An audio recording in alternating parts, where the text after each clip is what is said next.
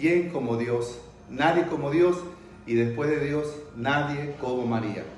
Hoy, miércoles 27 de enero, continuamos con la carta a los Hebreos en el capítulo 10. Cristo obtuvo para siempre jamás, con un solo sacrificio, el de la cruz, la reconciliación perfecta entre Dios y la humanidad, separación causada por el pecado y la muerte desde nuestros orígenes. El pecado es negación de Dios, del hermano, de sí mismo y de la propia dignidad. Lo que hizo Jesús fue entregar su propia vida por solidaridad total con los hombres, y ahora sí que se puede decir que se ha cumplido la promesa hecha por Jeremías. No me acordaré ya de sus pecados ni de sus culpas. Dios ha decidido resolver el conflicto del pecado con su propio dolor, con la propia entrega de su Hijo. La muerte salvadora de Cristo es el gran acto de amor que Dios ha hecho para con la humanidad pecadora.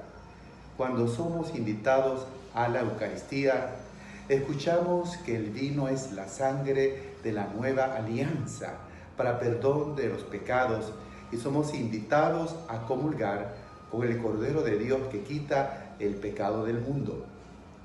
Aunque hay un sacramento específico de este perdón, el de la reconciliación, también la Eucaristía nos hace partícipes de la victoria de Cristo contra el pecado, de la reconciliación que nos consiguió entregándose a sí mismo, pagando Él la factura que nosotros debíamos pagar.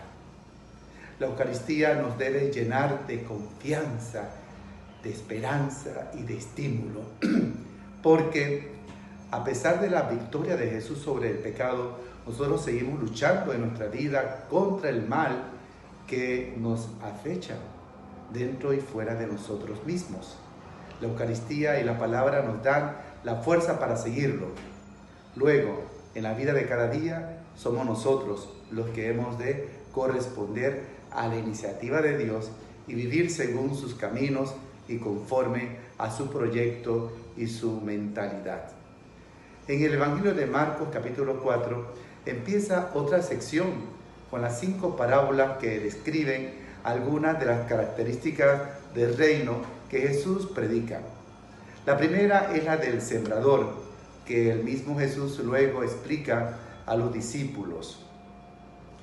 Estas imágenes muestran quienes ponen dificultades a la palabra: el pueblo superficial, los adversarios ciegos, los demasiado preocupados de las cosas materiales. Pero también se puede mirar desde el lado positivo. A pesar de todas las dificultades, la palabra de Dios, su reino, logra dar fruto, y a veces abundante, al final de los tiempos y también ahora en nuestra historia. En nuestro caso personal, ¿qué nos impide producir los frutos esperados? Las preocupaciones, la superficialidad, las tentaciones del ambiente, la mediocridad. ¿Y qué clase de campo somos para la palabra de Dios? A veces la culpa puede ser de fuera, con piedras y espinas. A veces de nosotros mismos, porque somos mala tierra y no abrimos del todo nuestro corazón a la palabra que Dios nos dirige, a la semilla que Él siembra lleno de ilusión en nuestro campo. Sin embargo, a pesar de que este mundo nos parece terreno estéril, la juventud, la sociedad distraída, la falta de vocaciones, los defectos que descubrimos en la iglesia y todos los problemas que hay en nuestro mundo, la pandemia, Dios ha dado fuerza a su palabra y germinará contra toda apariencia. Es Él quien, en definitiva, hace fructificar el reino, no nosotros. Nosotros somos invitados a colaborar con Él, pero el que da el incremento y el que salva es Dios. Que pases un día lleno del amor de Dios, como María, todo por Jesús y para Jesús. San José, protector de la Santa Iglesia, ruega por nosotros.